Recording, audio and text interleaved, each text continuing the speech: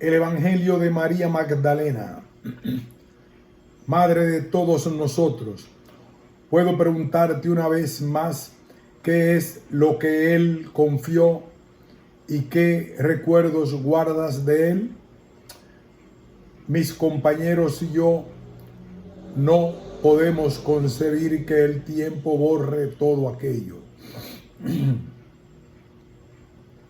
La mujer a quien iban dirigidas estas palabras estaba sentada sobre una cerca de piedra y con un dedo de la mano derecha rascaba maquinalmente una de las imperfecciones del tosco tejido de su amplio vestido pardo.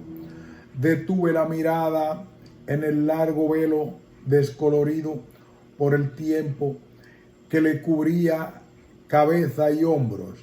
Debió ser azul, azul como el cielo que asomaba entre el follaje.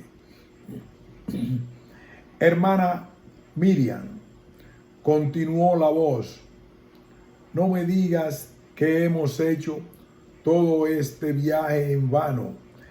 ¿Era su voluntad que no permaneciera ninguna de sus palabras? Nada concreto. En aquel tiempo te vi a menudo con él, a su lado. Por entonces yo solo era un niño en la ciudad de Cesarea. Sin embargo, nunca podré olvidar cómo se expresaba ante todos. Ahora que se ha retirado de entre nosotros y que lo echamos de menos allí, todos dicen que tú lo conociste bien y que es de tu boca de donde hay que recoger sus enseñanzas. El hombre que pronunciaba estas palabras con voz febril no era el único en haber hecho el viaje de que hablaba. Otros 3 compañeros estaban sentados en el suelo a su alrededor. El grupo que formaban parecía joven aún. Ninguno de sus miembros debía tener más de 30 años. La imagen que ofrecían contrastaba con la sencillez de la actitud de la mujer a quien se dirigían. Todos ellos vestían una túnica corta y gruesa, sandalias con tiras que les llegaban más arriba del tobillo. Sin duda alguna procedían de familias acomodadas de Palestina, aquella a la que acababan de llamar. Miriam accedió al fin a levantar la vista del tejido rugoso de su vestido. ¿Es que no hay nadie más que yo para contaros?, preguntó con voz dulce y algo ronca. Sí, muchos más, pero precisamente cuentan y no enseñan, y sus voces con frecuencia son tan discordantes. No comprendemos. Tú sabes por qué no quiso dictar nada él mismo. Ni siquiera allí saben ya muy bien qué es lo que dijo. Por eso hemos decidido dejar de escuchar el chapoteo del arroyo y remontar directamente hasta la fuente. La fuente. Miriam esbozó una sonrisa nostálgica al repetir esta palabra. ¿Sabéis lo que ocurre con todo lo escrito? Prosiguió, pues que pronto empieza a parecerse a 4 paredes con techo y luego, sin que nadie se dé cuenta, se convierte en una cárcel. Esta es una de las cosas que él nos enseñó y por eso no dictó nada. Pero nosotros hemos visto que a veces algunos escribían, no lejos de él, en el puerto, en Cesarea, en Cafarnaúm. Él no se lo impidió. Él nunca quiso poner impedimentos a nada. A su modo de ver, bastaba con prohibir para hacer brotar la idea de la transgresión. Sabía que nadie puede impedir al viento que sople. Si en algún momento parece amainar, es para retomar su impulso cuando se le antoja, pues es como el movimiento de la vida, que se cuela por todas partes para enseñar. Entonces, te lo suplicamos, tú que eres ahora nuestra madre, puesto que lo llevas en ti, sé para nosotros el viento favorable. Queremos ser hijos suyos.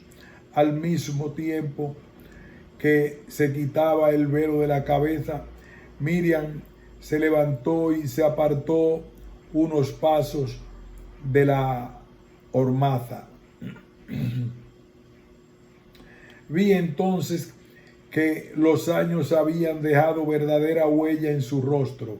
Sus mejillas se habían hundido e incontestables arrugas surcaban su rostro.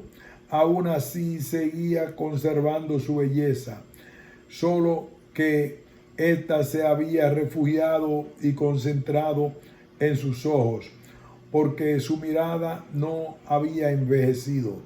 Tal vez al contrario, pues resultaba elocuente a su manera, probablemente mucho más locuaz y tierna de lo que la propia Miriam imaginaba.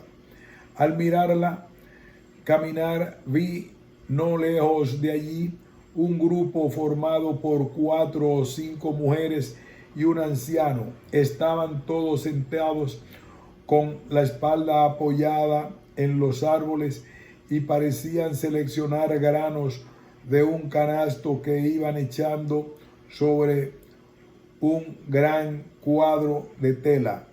Miriam se acuclilló un instante junto a ellos, les dijo unas palabras en voz baja y luego se dirigió a una roca que rodeó tocándola con la mano.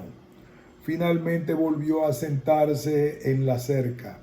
Os enseñaré, dijo entonces a los viajeros en tono decidido pero apacible. Pero sabed que, aunque os enseñaré con una memoria débil, debéis ser conscientes de una cosa: lo que yo debía saber ha pasado a mi cuerpo, y es mi cuerpo el que lo ha conservado. Es mi cuerpo, toda mi carne, lo que ha aprendido a volverse de otra manera, y sobre todo mis ojos y mi corazón. Yo ignoro qué podrán hacer con ellos las palabras.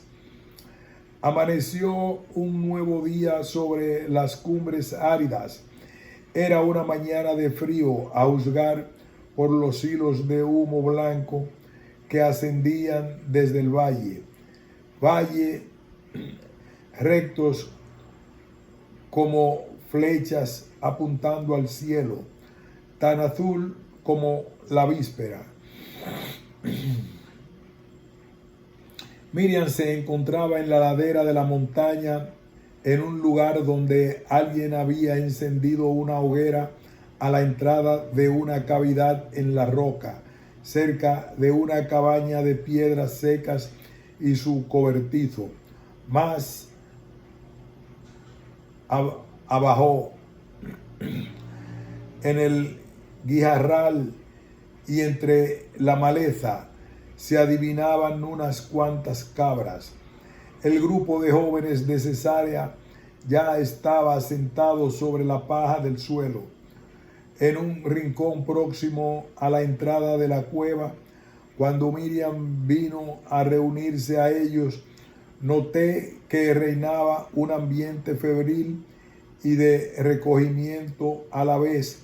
Sentía que para algunos era como si fuese a hablar el propio maestro y que pasará lo que pasara, yo solo importaba ese instante cargado de magia. Cuando Miriam se hubo instalado y arropado con un manto de lana cruda echado sobre los hombros, se produjo un silencio bastante prolongado.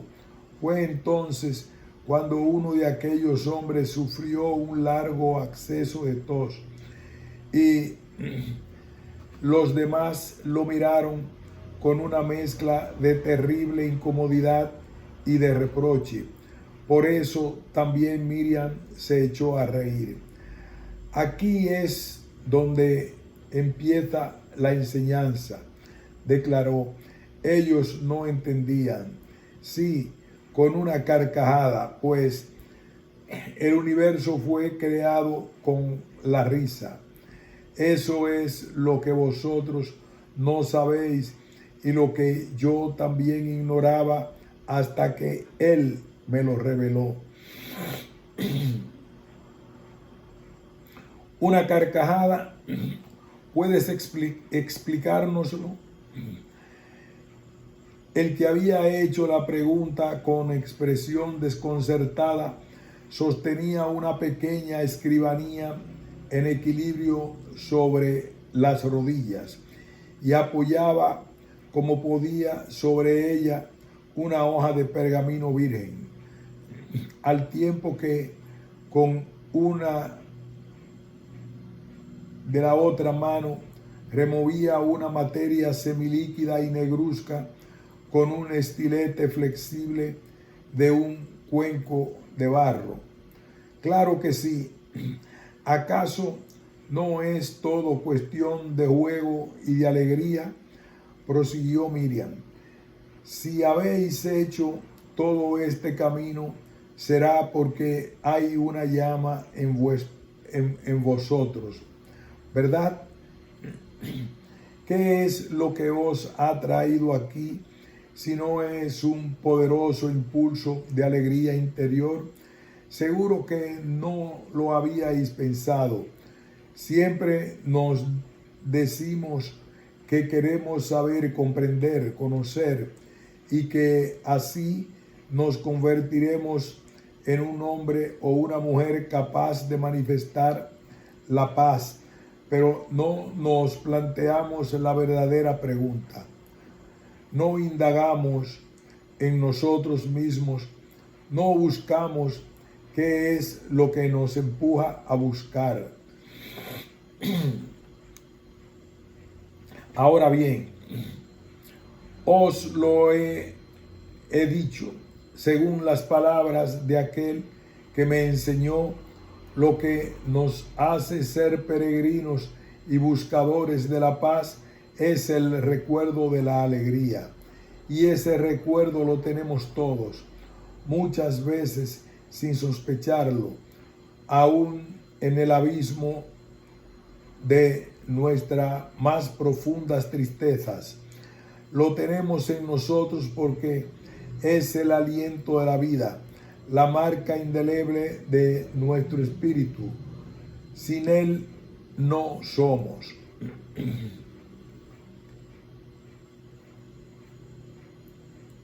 Así me dijo que la alegría es el elemento primordial que expresa al Padre y por el cual nació la llama del universo y después en nuestra esencia. Y en verdad, amigos, somos los frutos del juego que se confunde con esa alegría. ¿Lo recordaréis? Sí. Pensad que extrañas son las cosas.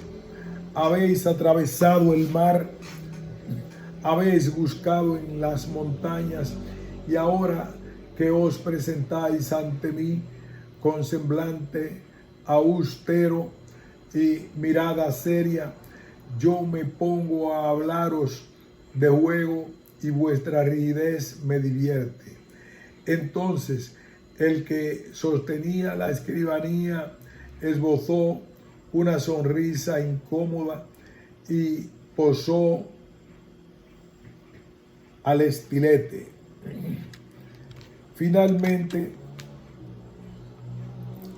los demás lo imitaron uno tras otro, como si se les hubiera dado permiso para hacerlo.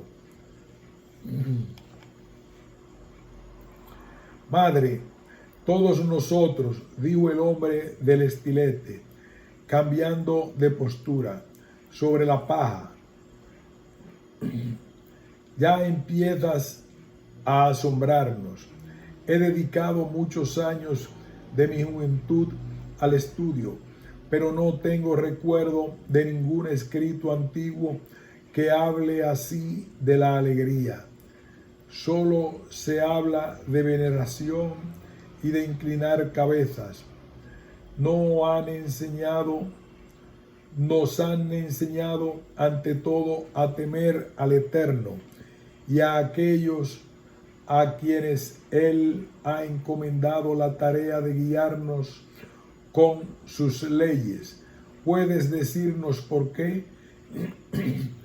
Porque los escritos antiguos son precisamente eso, antiguos.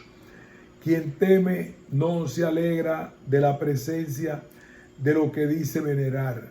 No ama, sino que dobla el espinazo, se reseca y finalmente hace del olvido una ley. Me preguntas qué me confió el maestro. Pues bien, te lo voy a decir. Me ha enseñado que a muchos hombres les gusta jugar a la petrificación del tiempo en ellos. Eso enmascara sus miedos. No dejan que fluya como una vida. El cambio, el alma de quien se conforma con el fluir natural de los tiempos no envejece, sino que, por el contrario, empieza a rejuvenecer. Cuando más avanzada, más se yergue la espalda y más se acerca al juego, atravesando el sinfín de juegos de crispación, y más se recuerda la alegría. Por eso mi risa habla de una juventud que mis arrugas disimulan. El maestro me ha enseñado a divertirme y os aseguro que en eso reside una de sus principales enseñanzas.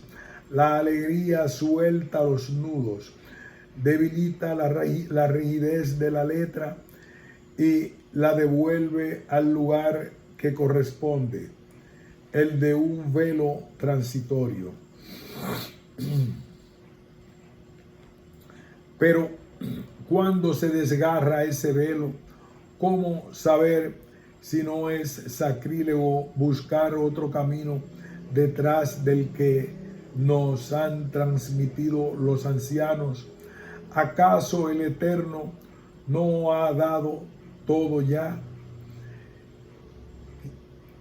Quien se había atrevido a hacer esas preguntas era un joven un tanto encogido y de tez muy tostada. Me di cuenta de que mientras las formulaba, no muy convencido, no levantó la mirada hacia Miriam ni a un solo instante. Una vez más, ella dejó escapar una risa divertida y en el mismo impulso la vi posar en su interlocutor una mirada cargada de ternura. ¿Cómo se rasga un velo?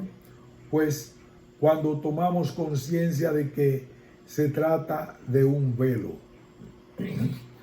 Entonces empezamos por darnos cuenta de que tiene un agujero en el centro.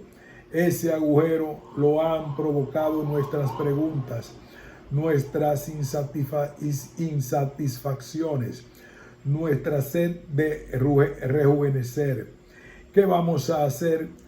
Vamos a agradarlo con más preguntas, con una llamada inmóvil a la esperanza, o vamos a atravesarlo entero cuando os lancéis al vacío que dibuja, descubriréis el velo desde otra realidad y sabréis que habéis desgarrado una forma que no era vosotros, que ni siquiera era tampoco la sombra de él.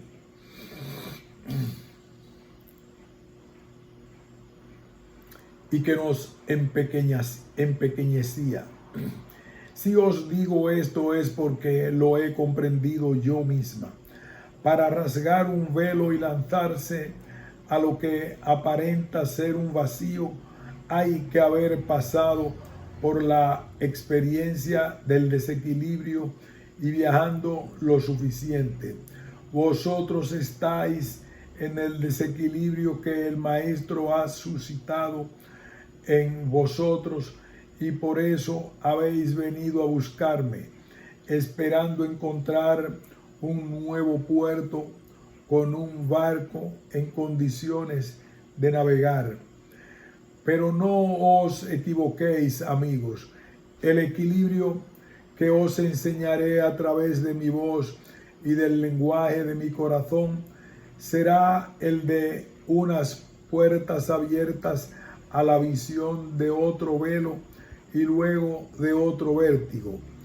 Porque escuchadme bien, yo ya estoy atravesando ese otro vértigo e indefectiblemente lo sembraré en lo que vosotros percibáis de mí. Bendecid todos los vértigos que os estremecen, porque el vacío que os hacen sentir bajo los pies no es nada en comparación con el espacio hacia el cual los atraen. No es un vacío, la nada, sino un vacío lleno hasta el infinito. El que hacía de escriba se aclaró la garganta y lanzó una pregunta a Miriam, esta vez con una hermosa sonrisa en el semblante. Creo que podemos empezar a entender todo esto. Por mi parte, puedo comprender que la alegría es la fuerza que nos falta para ir más allá de las apariencias y salir del encuentro del Eterno, más allá de todas las barreras que nos separan de Él. Pero, ¿y el amor? Todavía no nos ha hablado de Él. No es el amor lo que era el comienzo y no es por Él y hacia Él a donde vamos en primer lugar. ¿Cómo te llamas? Leví. Entonces, ahora dime, Leví, ¿cómo es el amor? El joven enmudeció a un instante, con una sonrisa helada en el rostro. Luego se pasó la mano por el cabello y aventuró unas tímidas palabras. El amor, pues, es lo que nos hace ser buenos, ser mejores. Tal vez sea lo que nos impulsa a estar alegres. Mira, también es lo que nos ha hecho venir aquí, junto a ti, para recoger algo de sus palabras y transmitirlas. Sí, prosiguió Miriam, sí, es verdad, pero todo esto sigue siendo humano. Quiero decir, humano del día a día. Traduce deseos humanos y no define nada o casi nada. El maestro quiere enseñarnos a ver más allá, quiere que sintamos precisamente aquello con lo que se construye el amor, aquello con lo que actúa pues en su expresión donde muestra su verdadero rostro. Recordad esto, como yo he grabado en mí, el amor no se construye en la debilidad, sino al contrario, en la fuerza de voluntad. Hay quienes, arrastrados por la marea de este mundo, lo ven como un signo de fragilidad.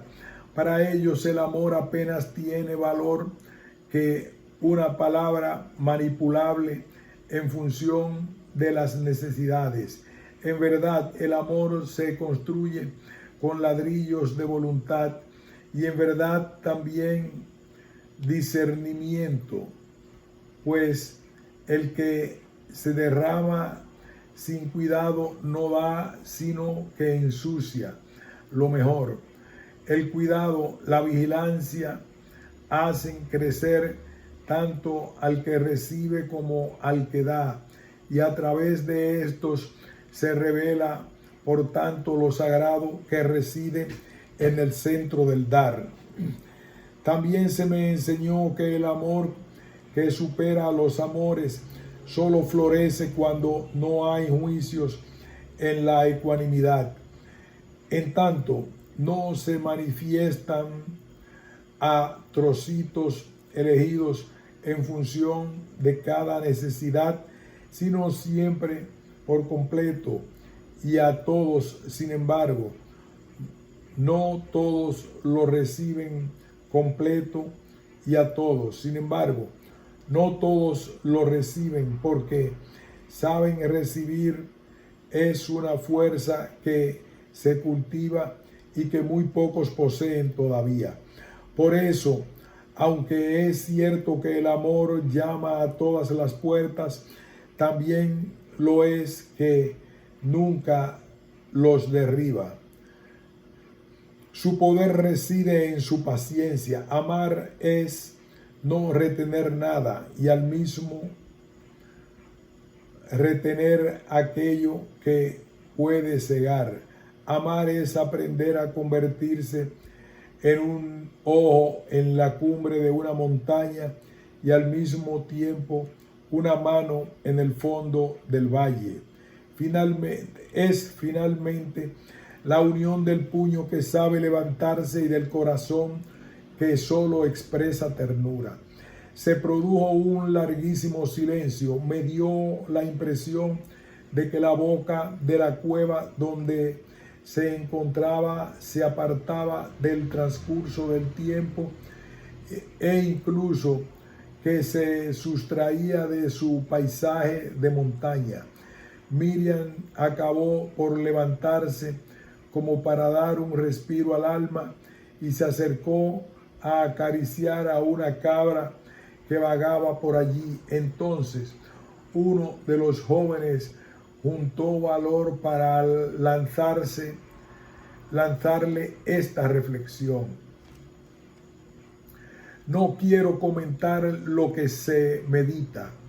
Sin embargo, has usado una palabra que me intriga. No has dicho, el maestro quiere enseñarnos cómo debemos entender que hables en presente. ¿Acaso el maestro sigue entre nosotros? La silueta de Miriam, en tanto, concorvada, ya envuelta en su manto, se volvió de inmediato hacia el grupo. Pero si ese es el secreto que habéis venido a buscar, ¿no lo habéis comprendido? Si habéis cruzado el mar en una búsqueda nostálgica del pasado, si habéis venido a recibir las palabras de una fuerza de antaño, entonces os equivocáis y ya os podéis ir volviendo a Cesarea. Aquel que me enseñaba sigue hablándome e instruyéndome. Esta es mi realidad, la realidad a la que me he unido y la misma que esperáis vosotros sin haberla reconocido. Sabéis que si hoy estoy aquí hablándoos así, es porque Él está en mí.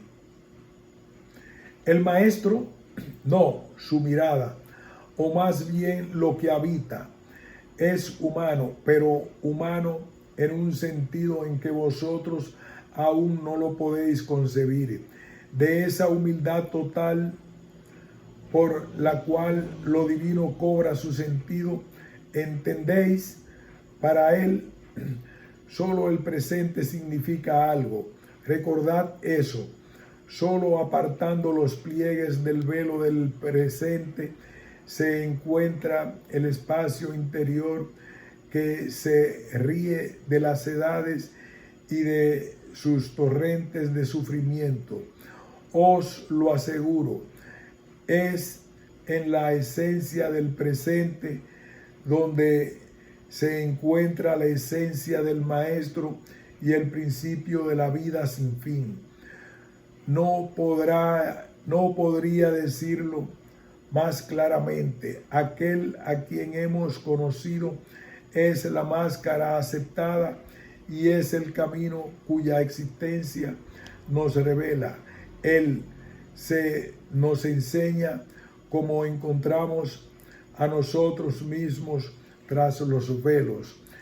¿Quieres decir que el secreto que te ha confiado es que hay algo de Él que sigue existiendo y que habita en ti? Es más que eso. Ese algo de Él es también algo de mí que yo no sospechaba, y puedo afirmar que también es algo de ti y de cada uno de vosotros.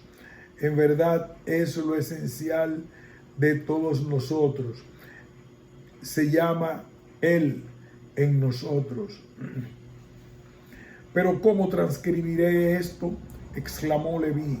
Utilizas palabras que esconden ideas que aún no existen. Nadie nos creerá.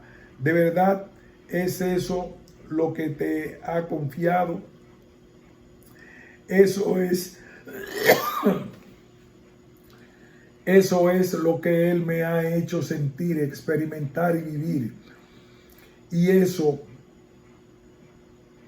las palabras que utilices solo serán perfumes para recordar. No sentarán ley, ni siquiera establecerán un código a seguir.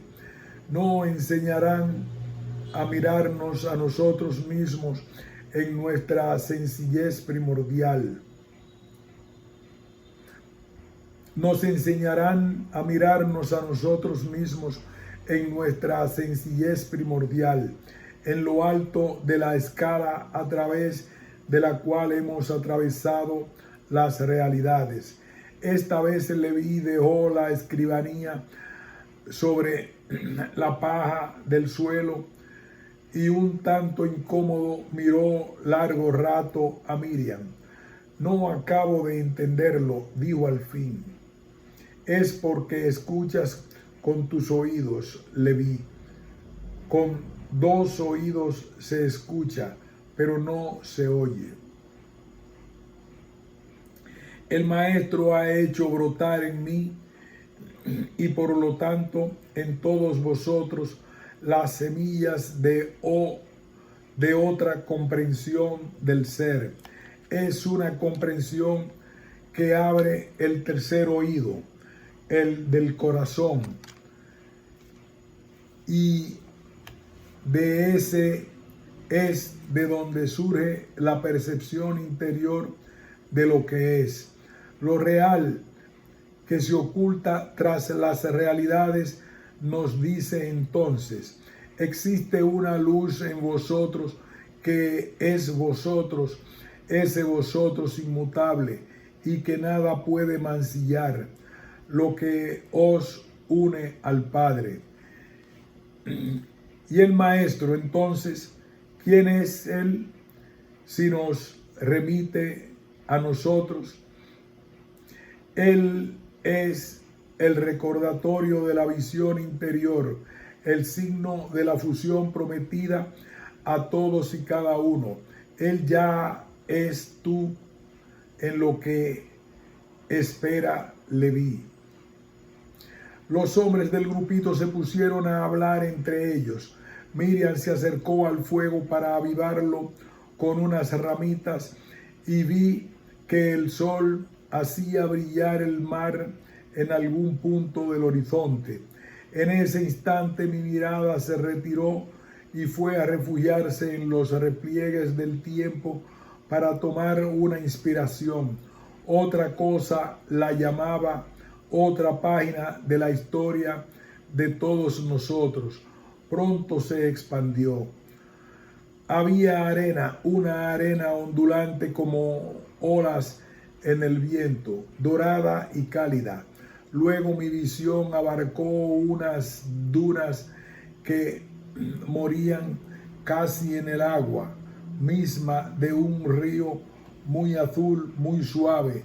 Después se mezcló con 2 o 3 matas de papiro antes de volver lentamente a la arena al ritmo del paso de un hombre. En un repliegue del terreno aparecieron unas palmeras datileras y por fin, desde unas rocas perdidas entre las dunas, vi erguirse unos muros de color del sol y tan calientes como la arena. El ojo de mi alma se acercó más. La edificación no era precisamente imponente. Se reducía a una pequeña muralla que se franqueaba por una puerta baja, 2 especies de torres bastante macizas y unos cobertizos de ladrillo que evocaban celdas. También había una higuera y una pareja de palomas zureando. El propio silencio hablaba de un monasterio. Las murallas albergaban varios patios. En uno de ellos capté la presencia de un hombre bajito, vestido de negro, de cejas muy pobladas y con aspecto de asceta. Inmediatamente mi conciencia fue como a situarse en él. Así fue como me acerqué al umbral de una sala rectangular medio soterrada al pie de unos peldaños. Esta solo recibía un rayo de sol que entraba a través de una minúscula ventana curvada. Allí, en la penumbra, se encontraba una decena de hombres, monjes también, sobre esteras mezcladas con el polvo de un precario enlosado. Uno de ellos, buscando el rayo de luz, tenía la vista clavada en un pergamino cuyo contenido iba murmurando a los demás. Fue entonces cuando mi entendimiento penetró su lengua. Os recuerdo que fue uno de nuestros hermanos quien, de regreso de un viaje al norte de Samaria, creo, nos trajo estas hojas hace varios años, dijo posando el texto en el suelo. Al parecer las recibió de un hombre cuyo padre había vivido en Cesarea y, según decía, había conocido al maestro. Como sabéis, no son más que unas simples notas, pero me parecen demasiado valiosas para que dejemos que se pierdan así. Pero no es el propio bienaventurado quien habla en ellas, intervino uno de los monjes que se encontraban en la penumbra. Son preguntas hechas a las que se llamaba Miriam. Preguntas a las que este texto da respuesta. Todos nosotros sabemos, pues, es lo que siempre han dicho todos, que esta mujer era su discípula bien amada. Ella lo siguió a todas partes. ¿Por qué no íbamos a tener fe en sus palabras? ¿Acaso es necesario que os las lea de nuevo y que volvamos a debatirlas? Mirad estas páginas. La tinta es de mala calidad. En menos de 2 generaciones resultarán ilegibles. Llevamos meses discutiendo este asunto. Pronunciaos, pues, que levanten la mano aquellos de nosotros que quieran no solo traducir los signos, sino ordenar su sentido. Os digo que lo que tenemos aquí debe ser recogido por los más doctos de entre nosotros, pues por mi parte veo en ello su huella y toda la pureza de nuestra fe. La mayoría de las manos se alzaron en la penumbra. Creo que solo 2 o 3 permanecieron inmóviles, descansando sobre las rodillas o las esteras. Se escucharon comentarios por lo bajo y finalmente, entre carraspeos, los monjes se pusieron a recitar algo que parecía una letanía entrecortada por breves secuencias cantadas. Y una vez más llegó el momento de que los ojos de mi alma acudieran a otro espacio. Varios espacios en realidad, pues multitud de imágenes y escenas se precipitaron en mi interior. Las de una caravana de camellos que se estiraba por el desierto de piedra. Las de hombres, esta vez vestidos de blanco, que debatían acaloradamente, incluso airadamente, en torno a varios rollos dispuestos sobre una mesita de madera finalmente las de una mano a un pincel y un pincel corrigiendo un pergamino y escribiendo unas líneas al dictado de una voz autoritaria. Vi miradas que discutían y labios que rezaban. Y luego ya solo hubo arena, oscuridad y más arena y nuevamente oscuridad, la de alguna caverna, alguna cueva o tal vez la del vientre de una vasija, no sé. Era sobre todo la oscuridad del silencio y del transcurrir del tiempo. Fin de este tratado sobre los evangelios de María Magdalena.